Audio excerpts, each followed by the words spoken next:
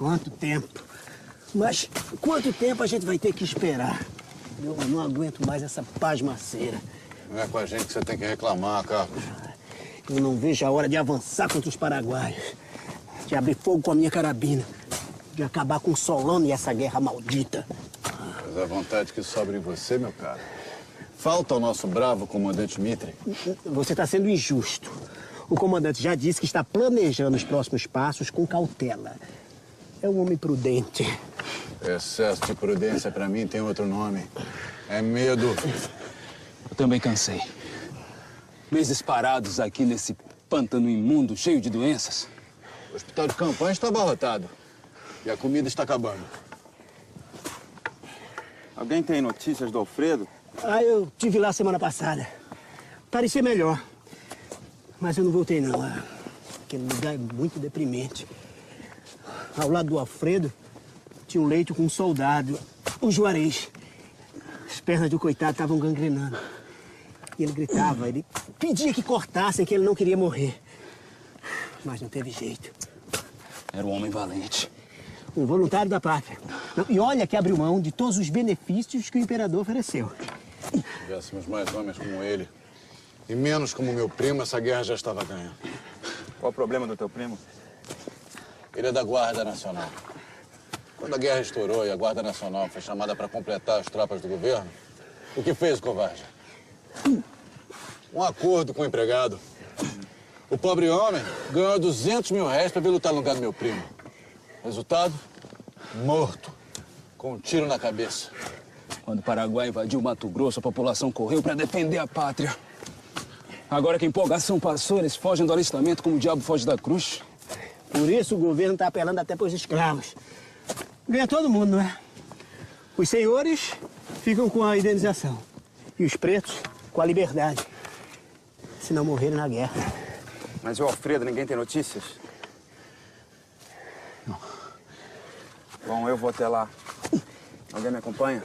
A gente está de serviço na trincheira. Ô, Martins, aproveita e pergunta para o nosso bravo soldado como foi que ele arrumou aquele ferimento. Não foi em batalha? Foi nada.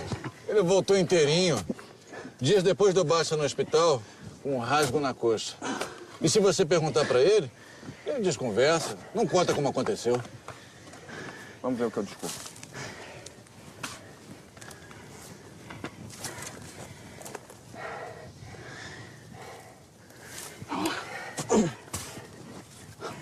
Essa guerra é uma longa história.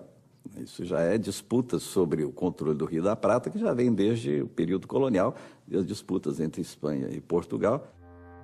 Mas a razão imediata era esta situação da região do Prata era muito instável, sobretudo que se refere à situação da Argentina, Uruguai e Paraguai, em termos, inclusive, de definição dos próprios estados nacionais ali.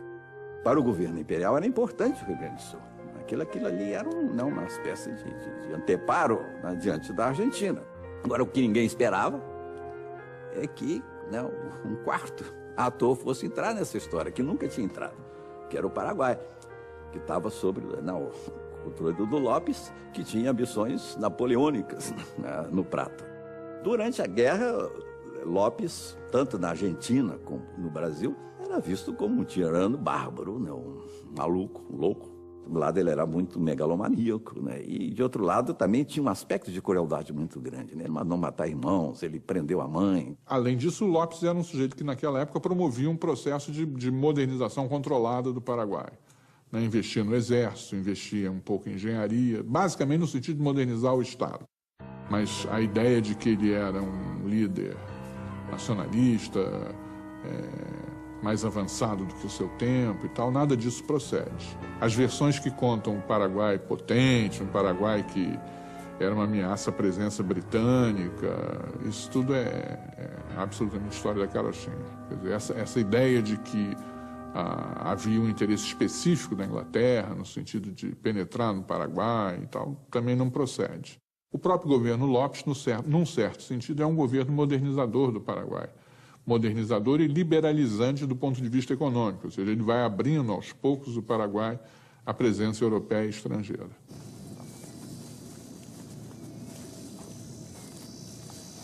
O Alfredo adora fazer mistério. Mas eu sei como foi que ele se feriu. Ele se feriu porque ele voltou ao campo de batalha. E por que ele faria essa estupidez? Vocês conhecem o Alfredo.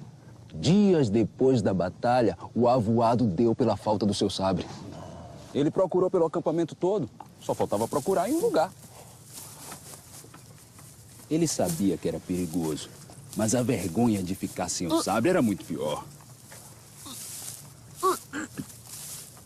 Valia a pena até enfrentar aquele mar de cadáveres inchados, disformes e putrefatos que estavam lá cobrindo o chão.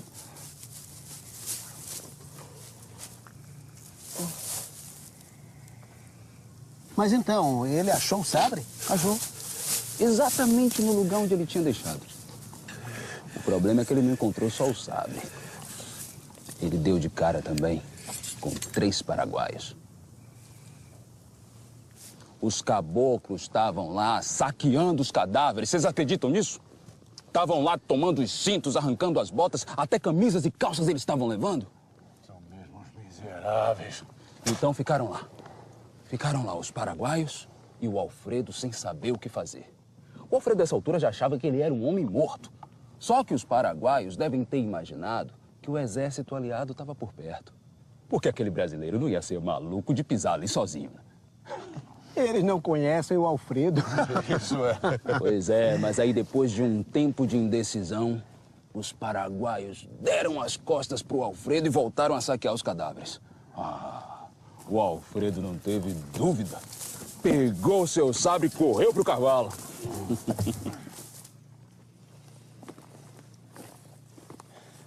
Mas afinal, como é que ele se feriu?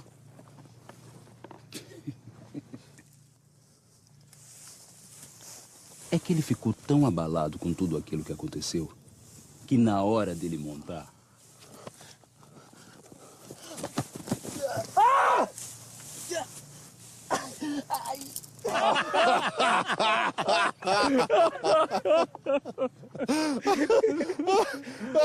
Caí no próprio sabre!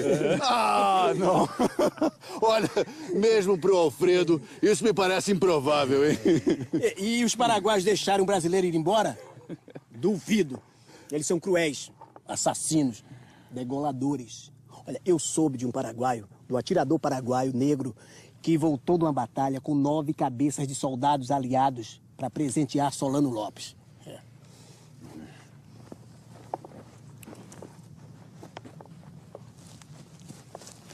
O exército no Brasil era totalmente diferente do resto da América Latina. Nós não fizemos uma independência com guerras de independência. Portanto, os grandes heróis militares, né, os libertadores da América Latina, não existiam no Brasil.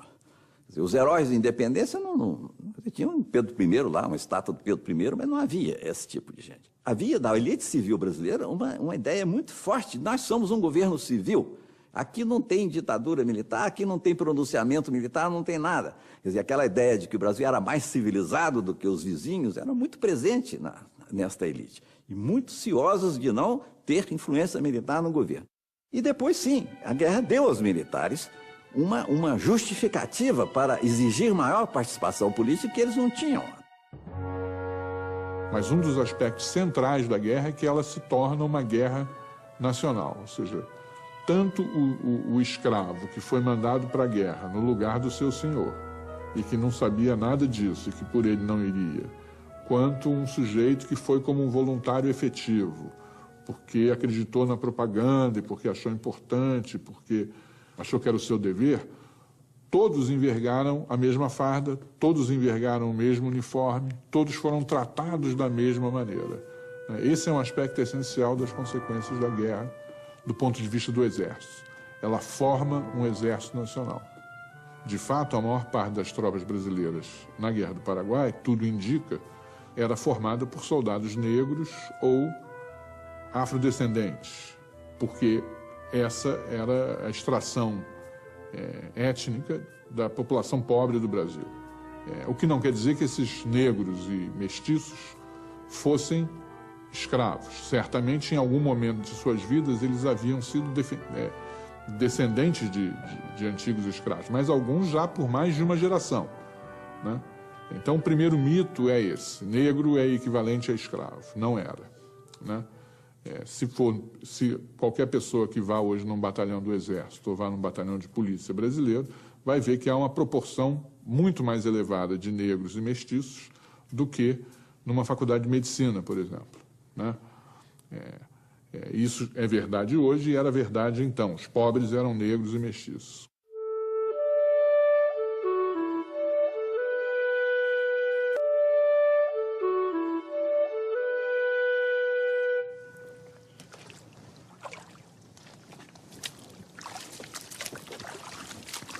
Não sabe de nada, João. Eu vou contar o que aconteceu de verdade. Uma noite, nosso bom amigo estava sentinela. E vocês sabem como as trincheiras por aqui são próximas. Há um tiro de pistola. Ele podia ouvir os paraguaios falando, cantando. Foi então que uma curiosidade arrebatadora se apossou do Alfredo. Queria olhar nos olhos deles, conversar com eles. Deve ter bebido uma cachaça para ter uma ideia dessa. O fato é que ele guardou a baioneta, tirou um lenço branco do bolso e foi até lá em missão de paz. Lá chegando, o comandante inimigo, um velho paraguaio, foi logo perguntando: "O que você veio fazer aqui?" E o Alfredo tranquilamente respondeu: "Nada, vim visitar." Olha, eu posso ver o Alfredo aprontando uma dessas. Tá aí o que respondeu o paraguaio. Então sente-se. E lá ficou o Alfredo, conversando e bebendo com os inimigos como se fossem os melhores amigos.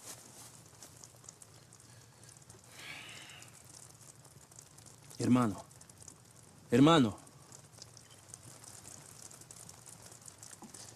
E tudo ia bem, até que o Alfredo resolveu convencer o comandante inimigo a desertar.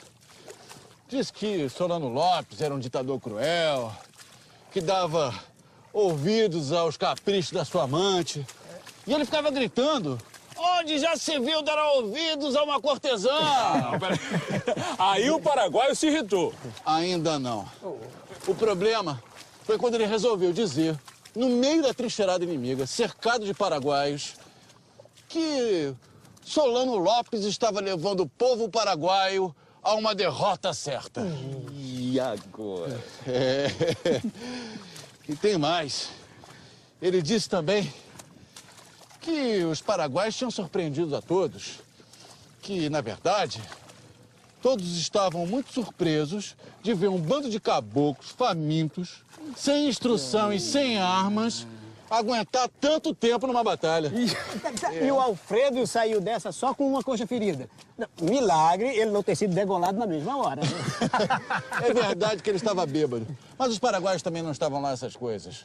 O fato é que o nosso amigo conseguiu escapar da trincheira e correu pela vida em direção ao nosso acampamento. Mas então, o que é que aconteceu?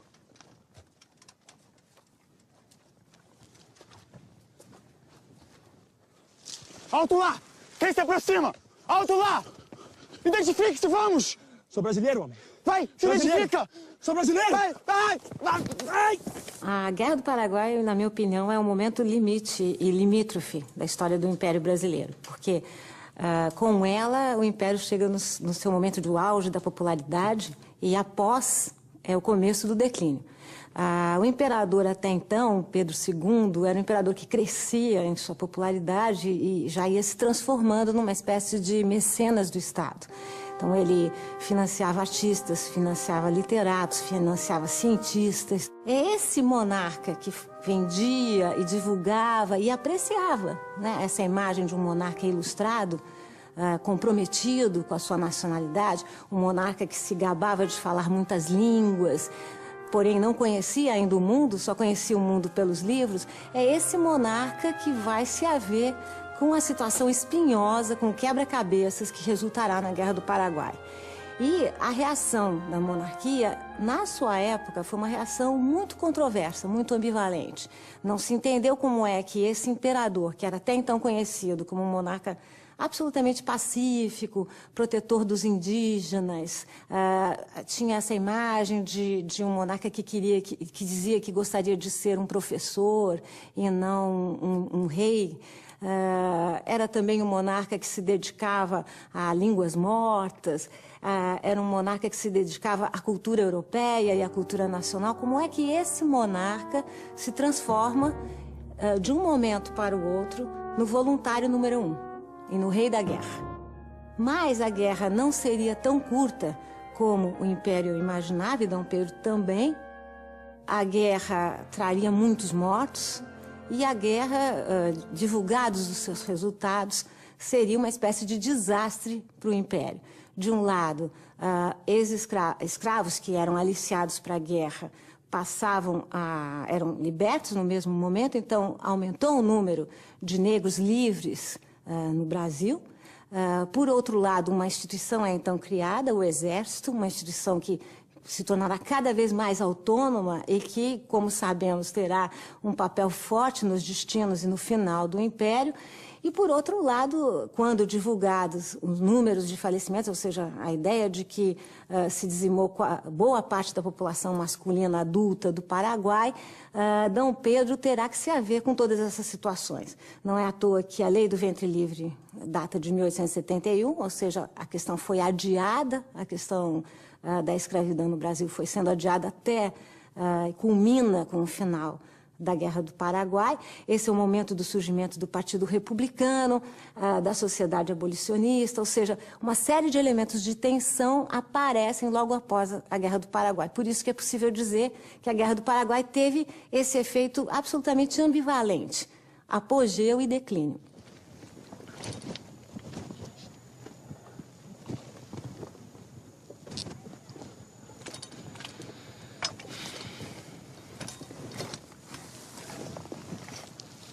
Vocês querem conhecer a verdade? O ferimento do Alfredo é fruto de um caso de amor. O quê? Vocês conhecem o Alfredo, né? Um namorador incorrigível. Pois ele se apaixonou pela Maria, a filha do barbeiro lá do acampamento. A jovem, além de ajudar o pai, vivia cuidando dos soldados no hospital. Não reclamava da falta de comida, nem das péssimas condições do acampamento. Uma jovem admirável, não, e linda. O Alfredo, então, começou a rodeá-la, a fazer seus gracejos. Em pouco tempo, a bela Maria se encantou pelo nosso amigo. Mas o romance deles mal começou, já surgiu um problema. O velho coronel Lili se encantou pela indiacinha. Mas ela, apaixonada pelo Alfredo, não quis nem saber do velho.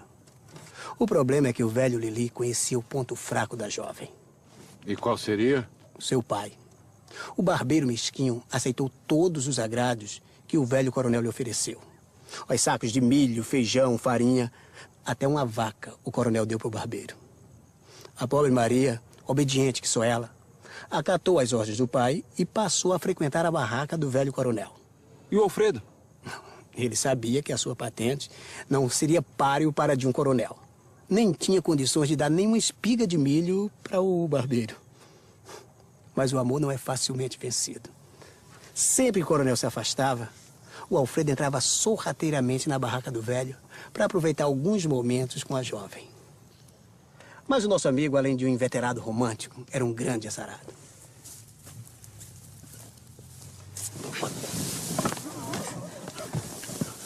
Ai! Então, Alfredo teve sorte de escapar sem que o coronel visse seu rosto. Mas ele teve que esconder o ferimento por uns 2 dias. Tinham de ver o esforço do coitado para não mancar na frente do coronel. O velho Lili, por sua vez, preferiu deixar o assunto morrer. Não queria a fama de traído na boca dos soldados, não é verdade? 2 dias depois, o coronel deixou o acampamento e o Alfredo foi mancando para o hospital. Eu costumo dizer que, no século XIX, o maior fator de criação de uma identidade brasileira foi a Guerra do Paraguai. Uma guerra desastrada, mas pela primeira vez a gente teve a experiência de um nós e de um eles. Uma experiência assim profunda, que afetasse uma parcela substantiva da população. Essa foi a guerra. Porque 140 mil brasileiros vindo de todas as províncias. Então, dezenas e dezenas de brasileiros encontraram, né, digamos, de paraenses, por exemplo, encontraram um gaúcho pela primeira vez na vida. Eu não sabia nem muito bem o que era essa coisa, né? O gaúcho lá, não tinha muita ideia o que era. Mas então, sim, começaram a lutar junto lá. Então, tiveram a ideia desse conjunto. Nós somos brasileiros, né? Eles são o inimigo. E a valorização do hino, a valorização da bandeira nacional. O hino nem tinha letra. A valorização da bandeira que aparecia para todo lado, nas despedidas dos soldados. Então, deu essa modificação, criando essa ideia de Brasil, talvez, né, de maneira muito mais forte que a própria independência do Brasil. O Caxias chamou a guerra de maldita guerra, o próprio Caxias. E foi maldita para todo mundo. E os custos humanos foram calamitosos, sem dúvida, mais para o Paraguai, que era o país menor. Chega a um cálculo aproximado de que mais ou menos 60% da população, um pouco mais, teria morrido na guerra. A demografia paraguaia foi totalmente alterada, né, com os resultados da guerra. Alguns acham até que a maior parte das mortes não foi em batalha, foi pelas doenças, sobretudo cólera morbus, e no caso do Paraguai, fome mesmo, né? No último período da guerra, a população não tinha o que comer e morria muita gente simplesmente de fome. O sofrimento humano durante a guerra, né, já foi enorme, foi uma guerra muito prolongada, uma luta terrivelmente difícil nos pântanos do Paraguai, aliado às doenças, a situação de saúde era calamitosa, então o sofrimento durante a guerra foi enorme e depois aí, principalmente no caso do Paraguai, foi realmente um custo humano muito alto.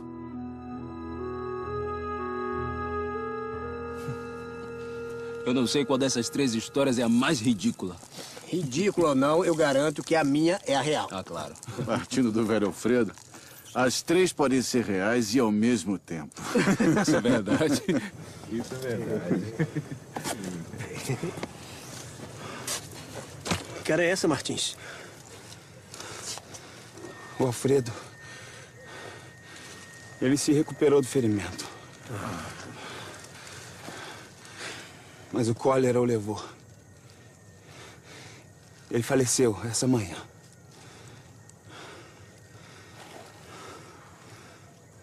Quanto tempo?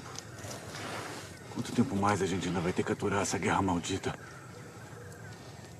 Cada despedida dos soldados de suas mães, e aí há um episódio, né, que se usou, apareceu até nas charges do Rio de Janeiro, a ideia da mãe espartana, uma dessas mães de um voluntário mineiro, se referia ao filho que ia para a guerra com aquela famosa frase que as mães espartanas, né, diziam, como consta na história, né, aos seus filhos que iam para a guerra: ou volte carregando o seu escudo, ou volte carregado sobre ele. Isso, imagina, no interior do país havia mulheres que, né, tinham o conhecimento disso e usavam esse tipo de expressão. Algumas mães, como a própria mãe do Deodoro, quase todos os filhos foram para a guerra, né? Alguns morreram lá, outros se salvaram, etc. Então, eu acho isso muito, muito extraordinário, porque esperar isso naquela população, né? Um país que foi feito na independência, mas que partes do país, muitas partes ficaram sabendo 3, 4 meses depois, e que as comunicações eram muito, muito precárias. Praticamente havia comunicação via o mar, apenas marítima, entre as cidades, né, do litoral. E no interior era muito difícil. E como é que, de repente, né, aparecem estes sentimentos, estas demonstrações, capazes de justificar, no início, pelo menos, a ideia de morrer pela pátria, de lutar pela pátria.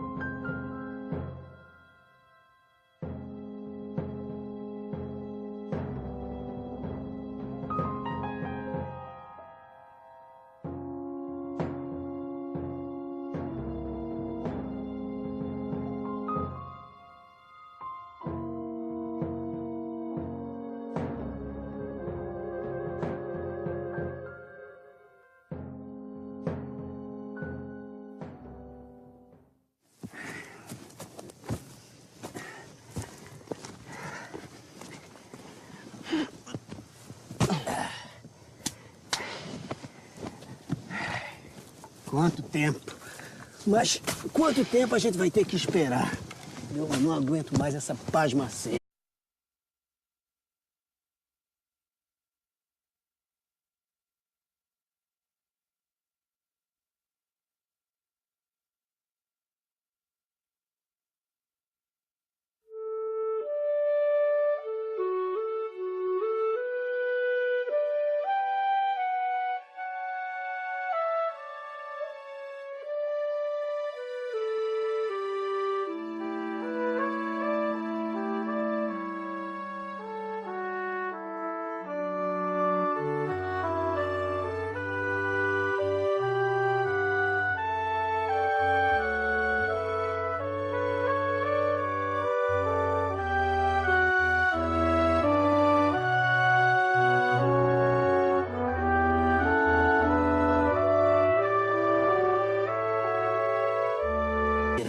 Não é com a gente que você tem que reclamar, Carlos.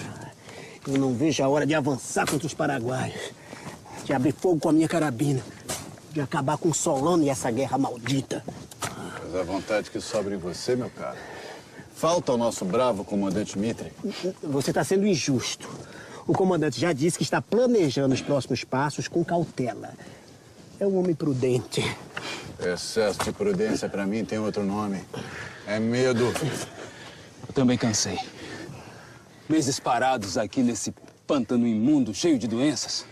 O hospital de campanha está abarrotado. E a comida está acabando. Alguém tem notícias do Alfredo? Ah, eu tive lá semana passada. Parecia melhor. Mas eu não voltei, não. Aquele lugar é muito deprimente. Ao lado do Alfredo, tinha um leito com um soldado. Ele não tá apelando até para os escravos. Ganha todo mundo, não é? Os senhores ficam com a indenização. E os pretos com a liberdade. Se não morrerem na guerra. Mas e o Alfredo, ninguém tem notícias? Não. Bom, eu vou até lá. Alguém me acompanha? A gente está de serviço na trincheira. Ô, Martins, aproveita e pergunta pro nosso bravo soldado como foi que ele arrumou aquele ferimento. Não foi em batalha? Foi nada. Ele voltou inteirinho. Dias depois deu baixa no hospital, com um rasgo na coxa. E se você perguntar pra ele, ele desconversa, não conta como aconteceu. Vamos ver o que eu descubro.